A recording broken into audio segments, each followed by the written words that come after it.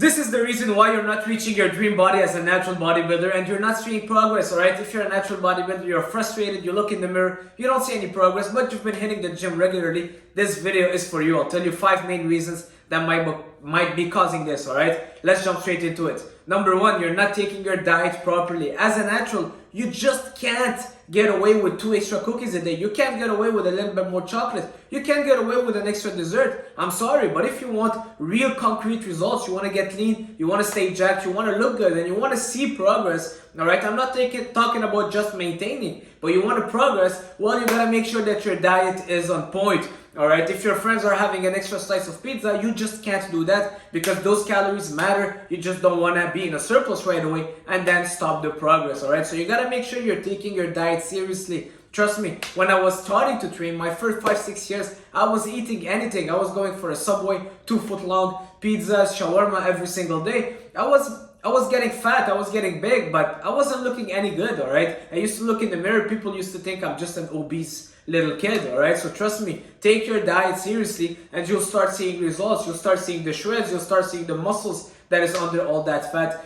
So it's not about the training. You cannot outwork a bad diet. You just can't. Anybody telling you otherwise is lying to you. You can't outwork a bad diet. Take your diet seriously. Number 2, you're not training as intense. You might be in the gym, but your intensity is super low. What matters at the gym is the intensity. You gotta hit it when you're there. You gotta make sure that you're not over resting. You're not scrolling on your phone. You gotta keep that pump, keep that blood flowing. Keep the focus, the connection. It's not about lifting the weight, but connecting with your muscles. And I see a lot of people and kids at the gym on their phones for hours, and it just doesn't make sense anymore, right? I really believe that phones has to be illegal in the gym, all right? Even me, sometimes I find myself guilty of it, but no phone, get straight to work, keep the intensity high. Intensity high, it means getting your sets to failure or almost, doing drop sets, supersets, keeping that mind-muscle connection, making sure that you're pushing it, all right? Super important. Number 3, the exercise choices. There's a machine for everything these days, and sitting on a machine for training is so much easier than doing a compound lift. Have you tried doing bent over rows? It sucks, alright? Have you tried doing barbell back squats? It's not easy. It's so much easier to sit on a leg press and just push the weight up, alright? But the exercise choice does matter, and as a natural, you just can't get away of not doing the compounds and neglecting them. I can get you sitting on machines all day long, but you will not get that body that you want, alright? Do not neglect compound lifts as a natural, super important. Compound lifts, what are they? Well, the barbell squat, to name a few, the deadlift, the bench press, the overhead press, the dumbbell rowing, the barbell rowing, the pull-ups, the push-ups, the dips. I'm not saying do PRs and go super heavy again. I'm saying do not neglect them, do them. Alright, super important, especially as a natural. Number 4, the training frequency. If you're natural, you've heard that you can't train more than 4 days a week because you're gonna be overtraining. That's BS, alright? The body adapts to all kind of stress, and with time you can do more frequency, alright? I really recommend people hitting their muscles twice, each body part twice every 8 days. Alright, so it's a 4-day split. That's what works for me, that's what works for most people. Alright, a 4-day split that you would repeat.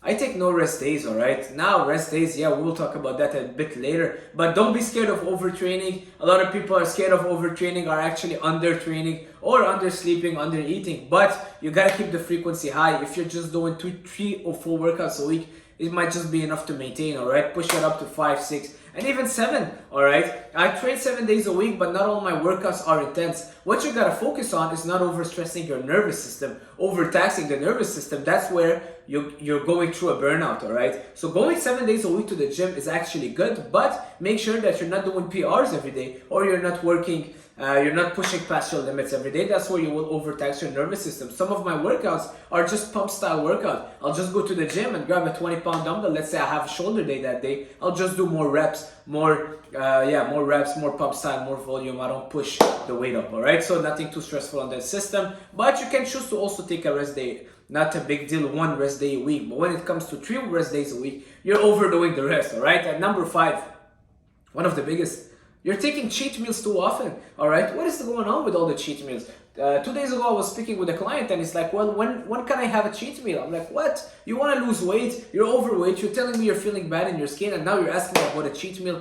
Come on, stop taking a cheat meal every single week. All right, people want it every single week. All they think about is a cheat meal. If your diet plan is something that you love, you enjoy, is easy to follow, is nourishing your body, giving you all the energy you want, why would you want to cheat? All right, yes, you can go once a month with your kids or your family to have a little ice cream or a pizza. But when it comes to cheating once every single week, well, the deficit that you've just been through all those 5 days of the week, you just ruined it with a cheat meal. And most people, they don't stop at a cheat meal because now they have the pizza, now it's time for a brownie, now it's time for the ice cream, and now a bit of more fries, and it's all in one meal. Well, sorry, but this meal is 10,000 calories, and your whole deficit of the week was maybe 2,000 calories combined. I'm just saying, all right? It's just an example. Don't overdo the cheat meals. I prefer the more refeed meals where you have more carbs, less fat, more protein. But yeah, cheat meals, you gotta be smart with them, all right? You can't overdo them. You can't think that it's helping you. People that think that, oh, a cheat meal is good for my metabolism, that's BS, all right? Your metabolism is fast enough with all the food that you're eating, the protein and